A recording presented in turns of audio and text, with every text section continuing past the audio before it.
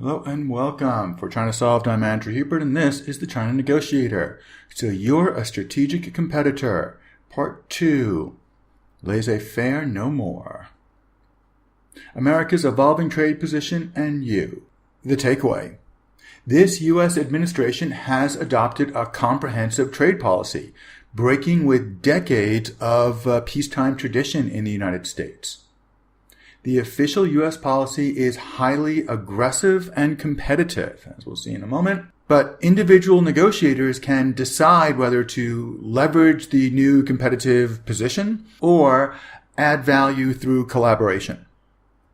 So we're finishing up the conversation we started last time. We talked about the universe of conflict. Now we're going to look at the new TrumpPence Doctrine and decide what it means for you.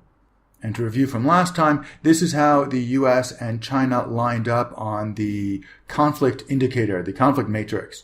In 2005, the U.S. was competitive and collaborative. We expected deals to get done, and our issue was on the power split and the revenue split. China was collaborative by nature and accommodative by lack of choice. And this is how things have changed. China has moved up to the competitive collaborative axis, where, again, they are negotiating about the terms of their new partnership with you.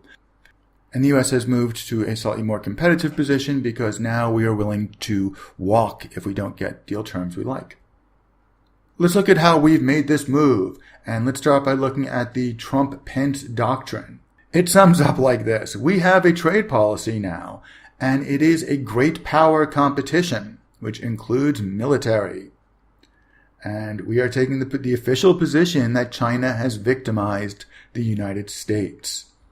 And here's what I'm basing this on. These are the remarks by Vice President Pence on the administration's policy towards China, delivered on October 4th in Washington, D.C. to the Hudson Institute.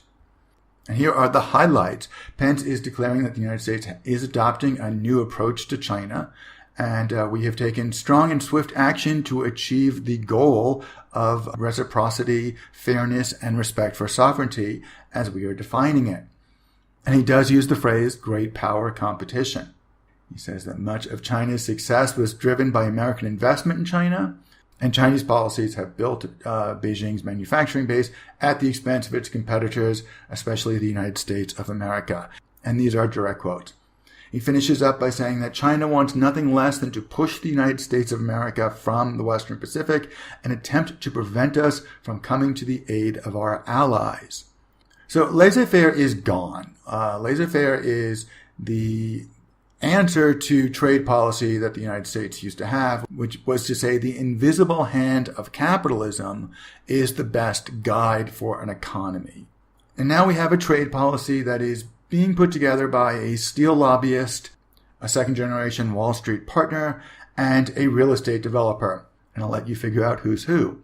So we don't know if this is mercantilism, if it's crony capitalism, or if it's just some bold reimagination of real commerce.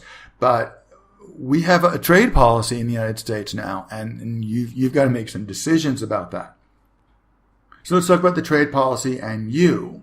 You have two broad options. You can leverage the new power position that you find yourself in and craft a new competitive offer or competitive proposals for your overseas business if you do any overseas business. Or you can choose to buck the trend and create new value by being the expensive partner that your overseas counterparts so dearly need. And this is a reversal of the position that China used to hold, because China used to routinely charge money and use trade regulations and ability to evade trade regulations as a very expensive bargaining chip in their negotiations. But whatever you do, never apologize and never explain. The ambiguity is good for you in this situation. When you were in the old days, when you were competitive and collaborative at the same time, you wanted to be the captain of the boat, you had to pretend like you knew what was going on because you were the captain.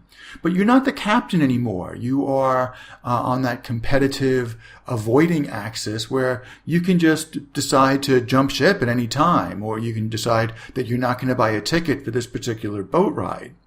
And you don't have to know what's going on.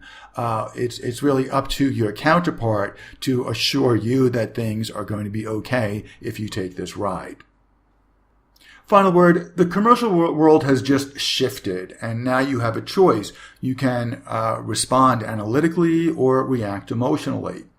If you've been listening to for any length of time, you know that responding analytically is the right choice. So whichever strategy you adapt, it's not about being right or wrong. It's about being appropriate or inappropriate. So you got to decide, check your goals and decide what you need. Do you need to protect your IP, or do you need to extend markets with a new partner?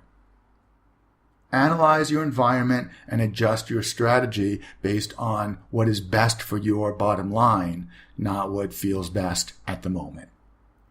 Thanks very much for trying to solve. I'm Andrew Hubert. I will speak to you again soon.